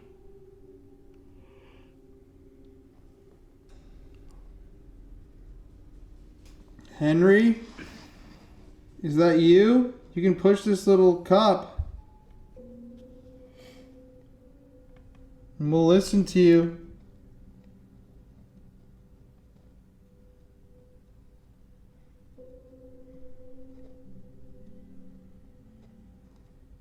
Henry, can you come into the room with us?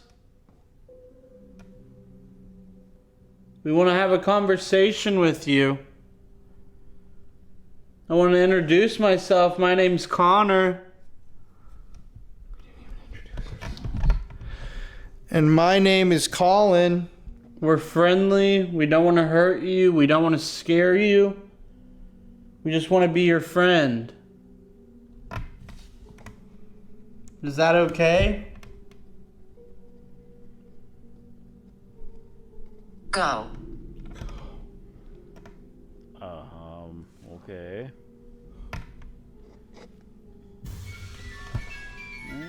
Ooh. Yo, hi.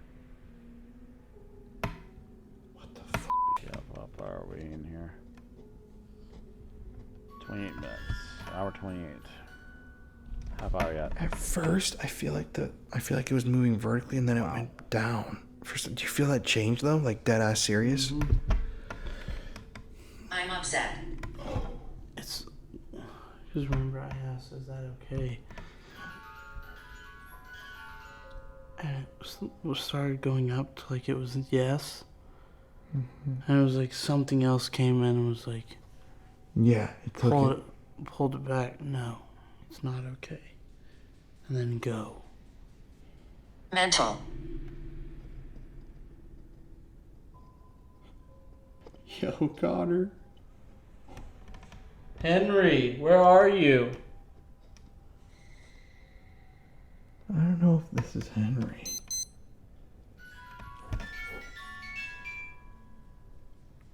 Do you remember who we were talking to the other day?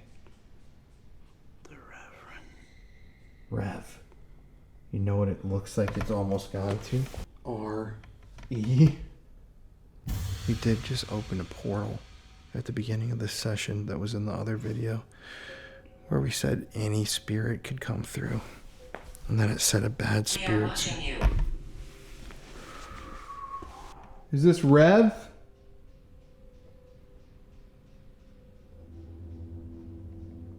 This is Rev. Touch one of those lights around the room.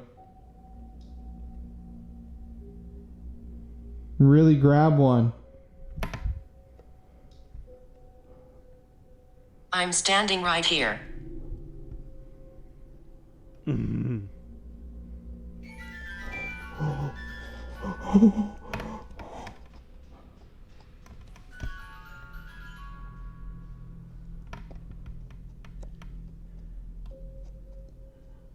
Rev, did you follow us?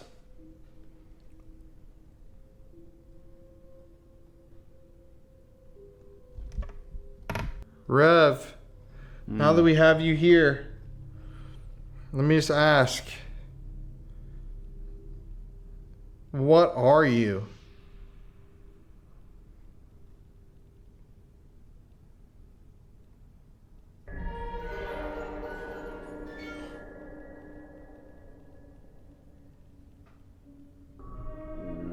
This is f***ing insane.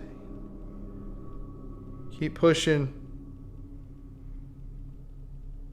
Those knocks.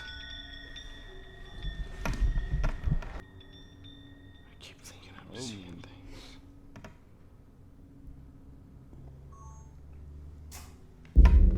That camera just died? Yep. I'm standing right here. Arrest. Effect. The f***?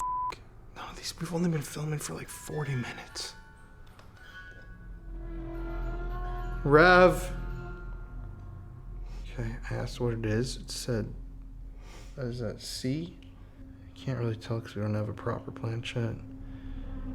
C. Rev, if this is you, whatever you are, touch one of these lights again. A different one this time. I know that you're here. I just watched that get touched. Yeah, keep touching that one. Oh, I feel like something big's about to happen.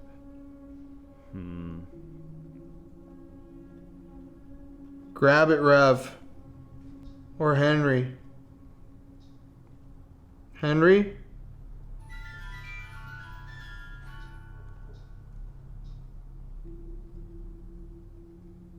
Can you grab that red light? My arms died a long time ago.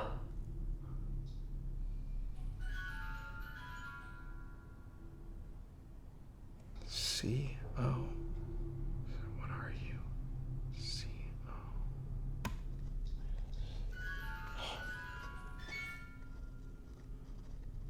Yo, I just heard a very creepy noise. Investigator. I keep thinking Mel? I'm seeing shit in this f***ing mirror. That's negotiating. Come on, push it. We don't have all night. Sorry, didn't mean that. Floorboards. Not only are we playing the Ouija on the floor.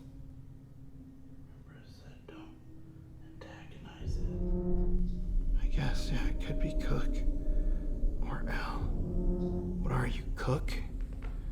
Yeah, that does make sense. If it was 2 O's, it wouldn't go to spell. 2 O's. Just tap twice. Tap that twice if you're the cook. Do a dun dun.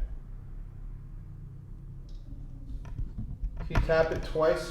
Can't breathe. He hung himself. Mm-hmm.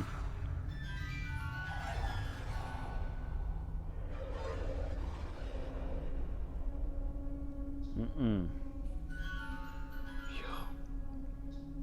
So is this the cook who hanged himself?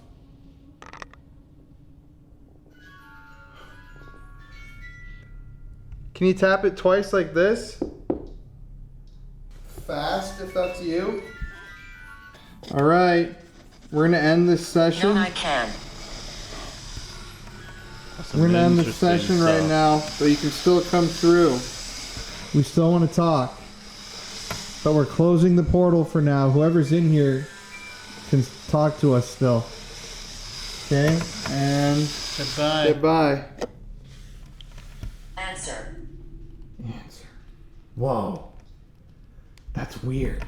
It said twice question, and then right when we closed it, it said answer. It's also crazy that when we were closing it, this thing starts going crazy outside. Mm-hmm. Still active as all heck. Just moved over there. It's trying to draw us deeper into the house. Yo, this thing's been going off. Should we walk around the corner and look at that doorway? We haven't even looked at it yet. That's the hallway where Rob was murdered. Okay, so before we move on, I'm gonna call Rick, and I wanted to ask, because I thought I remember an H name for the child, but I can't remember. Can you? No. Who it was? If it's Henry, I'm gonna flip. Honestly, I am gonna flip. Let's see if he's up still. Hey, Rick. I just wanted to call you and ask what the names of the children were who died in the house. Alfred and Henry are the two that we know died on the property. Oh my god! Oh my god, dude! Both of them, I'm telling you, they're there. Alfred and Henry are both there. The two kids running Alfred around and there. Henry. Oh, That has shit. to be one of the craziest pieces of evidence I think we've ever captured, like right now. Where'd you get it? In the parlor room, just right off the front. Right in the front room downstairs, first floor. Yes. Yep, that's the ones that they say that they follow me around and they tell me. And that's the two main kids that died on the property. Rick, you are freaking me the f out, man. That is crazy.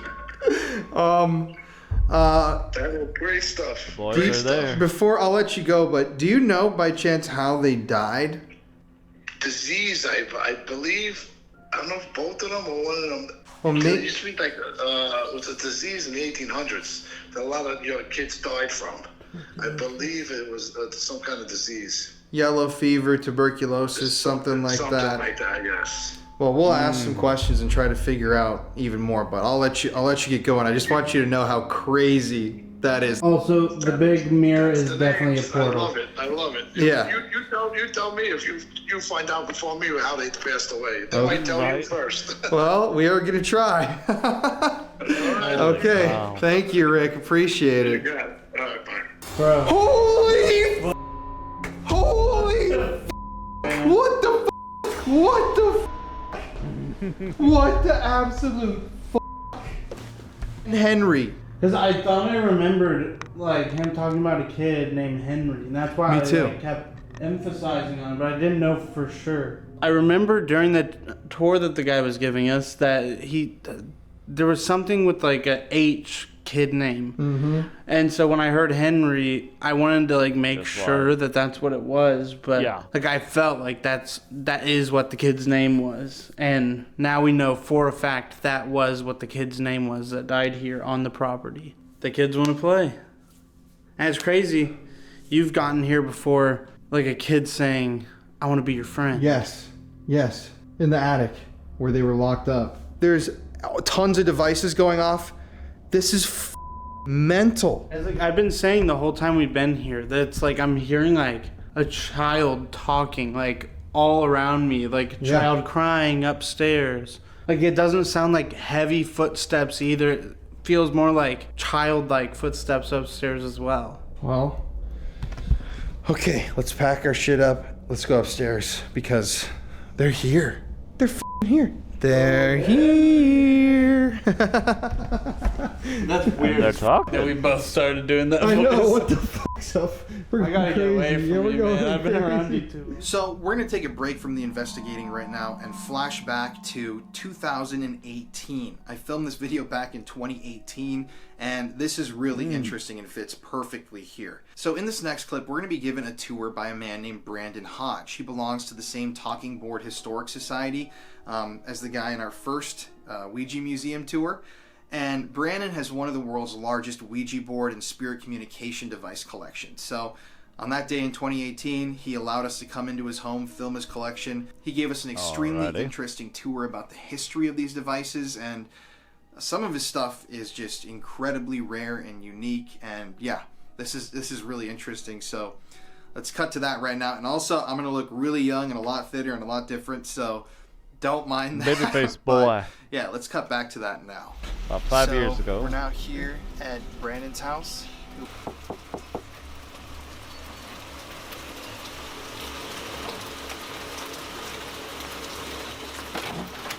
Hi. Hey. All right. Well, let's see. We'll just get started. So, my living room, where I, put my feet up at night, and where I like to surround myself with some choice items in various display cases here and there.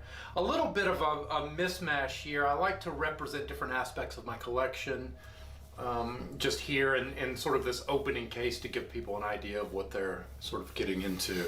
And so you'll see, of course, quite a few of my specialties, the automatic writing planchette in here, as well as some related pseudo-scientific disciplines. I really like to collect galvanic items, because a lot of planchette manufacturers promoted and utilized those beliefs. And galvanism is a related belief to mesmerism and animal magnetism, that the body has sort of a pervasive animalistic fluid that binds and penetrates everything, sort of like the Force in Star Wars. And that this can be properly manipulated by either trained individuals or by items. A good example of that is this sort of quack healing device down here. It's a little hand cranked. Wow. Little electromagnet. It'll give you a good shock if you hold on to those terminals. And So then what was that used for? it was used for everything from rheumatism to aches and pains. Wow. So it just shock you? Yeah, it just shocks you. You could use the handles to apply it to different parts of the body. Wow. And sort of a related item too. We'll just crack some things open here in the galvanism theory. So I'll point out some planchettes as we sort of get rolling here, but some will utilize essentially primitive battery technology, and that's what this little talisman is. So the most famous of these are the Boyd's batteries, but this is a Boyer French example. And you can see there's alternating metals, copper, brass, and nickel. And given a proper conductor, you could this actually constitutes a primitive battery. A voltaic pile is simply alternating rings of copper and nickel with usually saltwater felt pads in between them to create a current. So mixed with your body sweat, this technically creates a near impossible to detect current, but in theory, it actually does constitute a little miniature battery. That's crazy. And supposedly to cleanse and purify your blood. But you'll see this sort of primitive battery technology utilized in a lot of different things, and the beliefs pervasive at that time are going to sort of trickle down through spiritualism and find their way in the archaeology of a lot of these devices. This is a beauty here, recently added to the archive. This is the Mystic Wanderer by J.H. Singer. This is going to actually be a little bit later period than a lot of the automatic writing planchettes that we'll get to in a minute. But the Mystic Wanderer is going to come out in the wake of the Ouija board's debut in the 1890s, and you can really see a transition toward these beautifully lithographed board games and everything that it represents. And J.H. Singer produced some of the most beautiful historical games. Some other weird stuff. This is a solar treatment device. This is actually from an osteopath in San Benito, Texas, and actually kept the museum's little placard from that. But what's neat about this one, I've got my favorite picture on top. It's a giant magnifying glass. This is just to treat lesions and skin cancer, essentially. You just burn it off? Yeah, and you see all these people with these different skin lesions on, and it just has sort of a violet filter, and I mean it's just a giant magnifying glass, and yeah, they would use these to sort of isolate the beam and just burn off everything. And I just love my like the main that guy. picture. Yeah, I mean, just look at the evil eye on that guy. Ooh. Bloody tear. It's a little spooky. Looks super not painful. Yeah. And then of course a Super not selection of painful. writing Totally planchettes. fixes everything. Everything here is a British specimen. So, and most of these date from the 1920s and 1930s. Everything from the Two Worlds ball bearing planchette. There's an H.P. Gibson here, a couple of FHAers, as well as a Glevum Games. And so these kind of come from this turn of the century resurgence in the UK of an interest in planchettes, predominantly due to the 1901 to 1903 Cavendish case, where a medium sort of famously built this millionaire playboy out of the family fortune using planchette communications. And so that was this very high profile case. There's lots of illustrations in the paper, and there was a resurgence in interest in the planchette, again right on the heels of the Ouija board's popularity in America, which did not take well in the UK. The planchette, or the UK will be kind of the last holdout of the planchette. Beautiful introduction. Yeah, when I first started collecting, I realized I always kind of had a little bit deeper love affair for automatic writing planchettes and for talking boards. And as I began to meet other collectors and come out of privacy and into the public life, I started to discover that the planchette wasn't really collected by anyone. So really in 2012 is when I went public, like, all right, this is going to be my thing. Planchettes are going to, be where I do this. Yeah, and I'm you're milk and similarly honey. doing that with pendulums now. And pendulums, there are many talking board collectors. Few, if any, have any real planchettes to speak of. There are a couple of collectors that do have an interest in them. But similarly with the pendulum, it's not a well-respected item, and which is unusual in its close relation to the talking board. Yeah. They're not even cousins; they're siblings really, and yet they just don't get a whole lot of play or respect in other collections.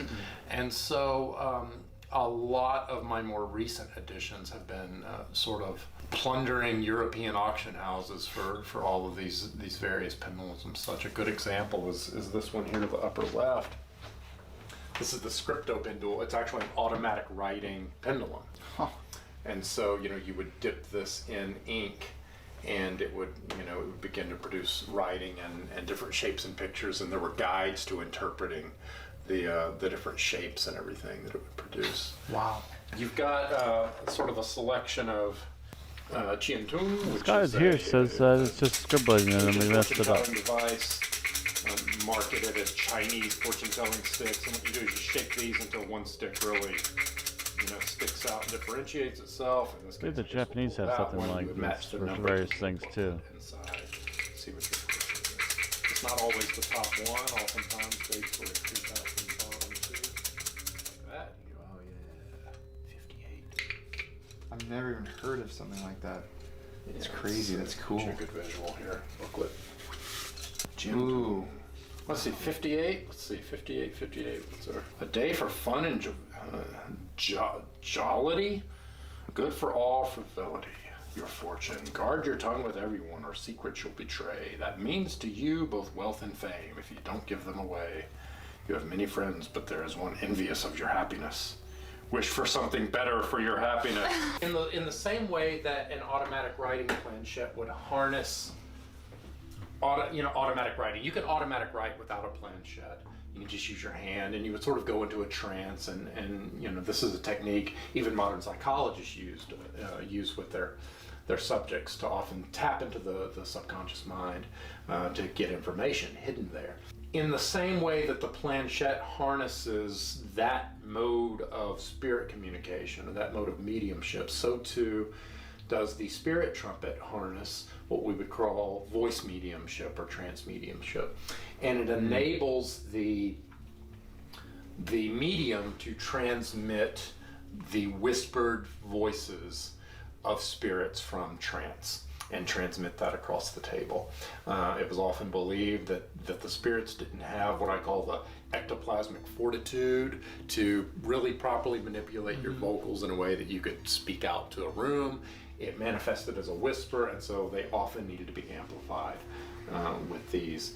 And it also probably doesn't hurt that you can transmit your voice, a few feet away using one of these things, and to an individual as well. Houdini, Dunninger, and a lot of the great expose magicians make a really big deal out of spirit trumpets, and so they often show up in the collections of magic collectors and such as a result, because they become sort of a magic prop over the years. Invented in 1853 by a young medium by the name of Nim Koons. Jonathan Koons was the father and principal medium for the Koons family, which was a large family out of Athens County, Ohio, in the middle of nowhere. No offense to any Athenians that are watching, but it's still in the middle of nowhere. I visited there after a 4-year search, trying to find the ruins location of the original Koons spirit room. And what this is, what the story essentially is Jonathan Koons is a great skeptic whose 12-year-old daughter Felinia passes away. She's much beloved, and she passes away, and he becomes very embittered towards some of the local clergy because he can find no clergyman to preside over her funeral. He himself is an atheist, and his family doesn't belong to any other congregation, so he sends his neighbor out to try to find essentially a deacon to come say mass over her grave, and none of them will because they're not contributing tithing members of it. So he kind of goes on the warpath after this, and one of his targets was a medium that was operating there in Ohio, and he went to her with the intention of debunking her and kind of publicly shaming her, but he receives a message from her that in fact he is the world's greatest spirit medium. And he takes this to heart for whatever reason, and he begins practicing automatic writing and trance mediumship at his home.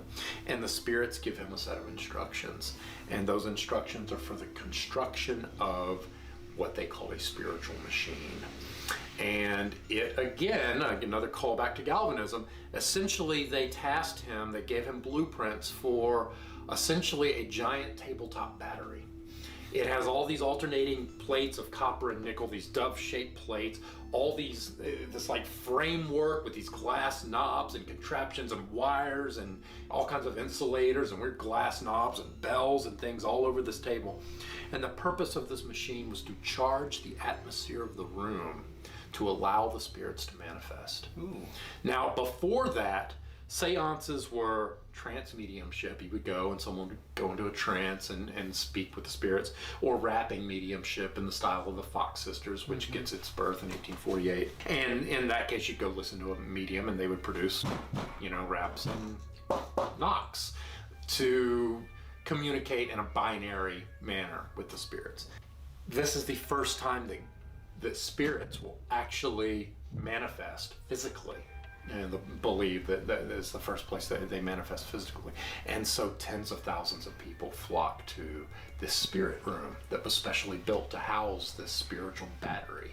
And they see these glow-in-the-dark manifestations, glowing hands that write out messages from beyond, faces, sometimes little miniature forms. They always get these little mini Native Americans they see.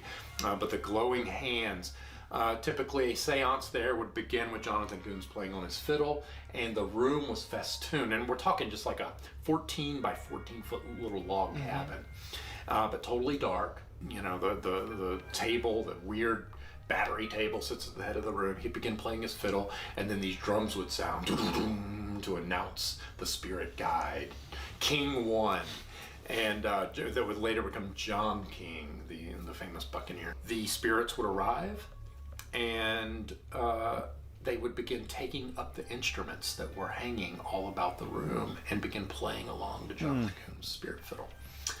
And then that would cease. The communications would begin. The glowing hands would manifest, write messages to the sitters. They could ask questions of the spirits, and they would communicate through the invention of the young boy medium Nim, which was the spirit trumpet. So this would float around the room, sometimes with some water-soaked phosphorus sandpaper, which is what they used to provide sort of a dull glow in the room. And so people would see this floating around and tapping on the head and, you know, conveying messages to them. And so that's the birth of the spirit trumpet, and the news of that sort of spreads virally, and mediums, you know, begin sort of giving up rapping mediumship in favor of trance mediumship through the use of the spirit trumpet. And these will be popular well into the 1920s, and then go into sort of a decline with the exposure of Houdini. Houdini. So a spirit slate is a device used by automatic writing mediums to record their automatic writings in lieu of quill and paper. And usually sitters would just bring their own school slate. You know, that way it was sort of a means of disarming any fraudulent activity. How, you know, it couldn't be rigged or gaffed in any way if you're bringing your own. And so you would show up at a seance with a spirit slate, and typically, again, the belief was, just as Coons had started with the Coons spirit room, that the spirits could only manifest in darkness. So typically, either there would be a cover put over the spirit slate, or the medium would throw it under the table. You would hear this mysterious writing, and then it would be covered in mysterious scribbles. And we actually, this is an extraordinarily rare item. We have in the archive a preserved 1920s Fred Evans spirit slate with the writing intact. Yeah. This was preserved by the Society of Progressive Spiritualists in San Francisco. It was produced on April 17th, 1927 by Fred Evans, who is a sort of a famous, some of his work here, famous slate writer. You see there's all kinds of messages to different people. That is a treasure. Yeah, that's Lots of stuff on there. Definitely glad we got that. We're moving to my kids' room now, into the bathroom here. So this was actually the original collection room, and it was our guest bedroom. And this is more like what the living room will eventually look like. But eventually, a lot of these sort of prints and photographs that you see. Lots of stuff here, yeah. I have just drawers and drawers full of this stuff that needs to be framed and displayed. Gotta get it framed and everything, yeah. You gotta find the right frame sizes, etc. Totally know. I totally get that. I need to get some frames for some posters so I can actually move them a little more often. Paranormal activity here in the house, having all these artifacts? Yeah, you know, I get asked that a lot. Other than my mother-in-law freaking out, I've never experienced anything personally. Interesting. You know, which is often a good counter. It just never fails, particularly at a paranormal event. You know, I do speak at those relatively often. I'll be sitting at the table, we'll have a little spread of Ouija boards, and somebody will walk by and say, you know, those things are, you know, open up, you're opening doors you can't close, it's a portal to beyond. And you go, well, that's funny because, you know, I literally probably have 250 of them sitting in my garage right now, and so far it hasn't burned down, and, you know, portals haven't opened up, and, you know, I've got 5 just right here. So And it's funny, Talking Board Historical Society director Rick Schreck, who is a good friend of mine, and I'm always deeply entertained because his backstory on why he began collecting talking boards is because he wanted to hunt his home and see if there was anything behind it. He was like, hell, if a portal to hell is going to open up, I want it to happen right here in New Jersey. And Just so I've swell up always New given Jersey. him You can major take it. kudos for You that. can take it. We'll just keep piling this stuff up here until you finally do it. Sort of his backstory. One of you gotta have it. And But nothing really happens though. yeah. Nope. Not to date. The energy you bring Let's into not let it. it happen now. Yeah, You gotta bring anything with you. This paper one, this is the highest Sprite board by Don Dickerson. Don Dickerson is a famous American restaurateur and club owner. And he consulted the Ouija board daily. I mean, he's a historical figure. He was a partner with Bob Hope and Errol Flynn and some different restaurants and everything. And he consulted the board daily. I actually own his Ouija board archives. He took notes in all of his notebooks and scraps of paper and, like, you know, even the backs of some of those paper talking boards and everything. And so his family saw fit to relinquish those archives to me, and we are currently in the process of preserving those and trying to get them all digitized and online. I do a lot of preservation work, predominantly with the International Association for the Preservation of Spiritualist and Occult Periodicals. We are sort of at the forefront of guerrilla preservation for spiritualist and occult documents. We raid libraries wherever we can and Find whatever you can, spiritualist churches and archives that have these collections and just digitize anything we can get our hands on. And to date, we have over 3 million pages of digitized content that we all offer for free on our website and mirror everywhere. It's like the Great Lost Archive of spiritualist stuff, because these papers are just falling apart. And, you know, Grab it before it's gone, yeah. on cheap acidic paper, and libraries all over the country are tossing these documents out like trash, and so it's a race against time. We literally have libraries that would rather throw these things away than donate them. We have a director who is actually an eminent scholar at his library, and they noticed that all these old scientific journals were being thrown. They were walking by and literally seeing them in the library dumpster, so they started taking them back to their offices to preserve them. And one day they found a lock on the dumpster. So they went in and asked the librarian, like, what's going on? We're trying to get these things. And they were told, if you dare touch our trash again, we will blackball you from every library in this country. Don't mess with us. That is our job. And they would literally rather see those things go to the land for whatever inexplicable reason. And in some cases, there are libraries. I mean, we have literally had directors go to libraries and find these things in their trash. That's and, insane. You know, the only known copies of newspapers and periodicals. Why? And stuff. Why do you think?